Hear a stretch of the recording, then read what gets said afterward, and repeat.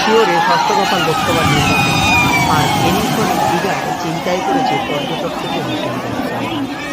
25 মে পূর্ব মেদিনীপুর জেলার দুটি লোকসভা কেন্দ্রের ভোট গ্রহণ। পূর্ব মেদিনীপুর জেলার তমলুক ও কাঁথি লোকসভা কেন্দ্রের ভোট গ্রহণ। এই তমলুক এবং কাঁথি লোকসভা কেন্দ্রের ভোট গ্রহণের কারণেই দীঘায় হোটেলদের খালি করার নির্দেশ দেওয়া হয়েছে। এমনকি 25 মে পর্যন্ত দীঘায় হোটেল বন্ধের নির্দেশ দেওয়া হয়েছে, আর তাতেই চিন্তায় পড়েছে হোটেল ব্যবসায়ী থেকে পর্যটকেরা।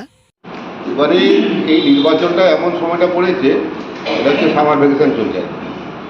তো এখন সামার ভ্যাকেশনে প্রচুর লোক দীঘাতে আসে এবং কন্টিনিউ আজকেও পর্যন্ত লোক আছে। কিন্তু প্রশাসন থেকে আগে ঘোষণা করেছে যে আজ থেকে 25 তারিখ পর্যন্ত কোনো লোক কোনো ইয়েতে হোটেলে রাখা যাবে না। তো এখন প্রশাসনের নিয়ম মানতেই হবে, এটা উপায় নেই। আমাদের যেহেতু প্রশাসন বলেছেন, তবে আমাদের ক্ষতি হচ্ছে অনেকটা, যেহেতু একদম ভরা মরশুমে এখন পর্যটক। পূর্ব মেদিনীপুর জেলার জনপ্রিয় পর্যটন কেন্দ্র দীঘা ভ্রমণপ্রিয় বাঙালির অন্যতম পছন্দের জায়গা।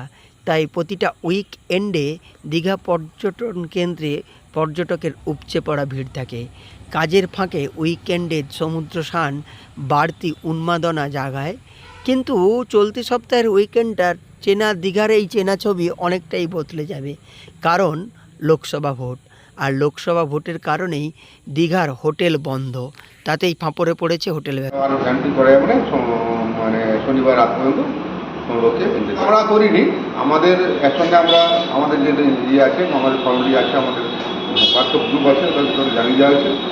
প্রশাসন মাইকিং করে দিয়েছে, তাদের সবাই জেনে গেছে।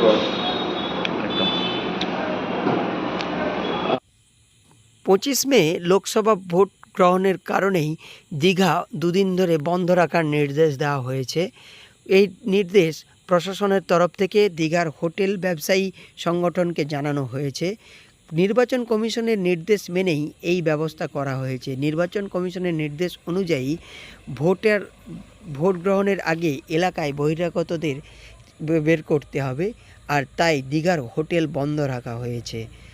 শুধু তাই নয়, দীঘা জুড়ে পুলিশ প্রশাসনের চলছে চোর নজরদারি। ফলে চলতি সপ্তাহে দীঘা শুনশান থাকবে ভোটের কারণে। আর বৃহস্পতিবার সন্ধে পর্যন্তই সমস্ত হোটেল খালি করার নির্দেশ দেওয়া হয়েছে। হোটেল ব্যবসায়ীরা জানান, এই নির্দেশ তারা বিভিন্ন হোটেলে জানিয়ে দিয়েছেন, এমনকি পর্যটকদেরও জানিয়ে দিয়েছেন। পূর্ব মেদিনীপুর জেলার দীঘা থেকে সৈকত সিংয়ের রিপোর্ট, লোকাল 18 বাংলা।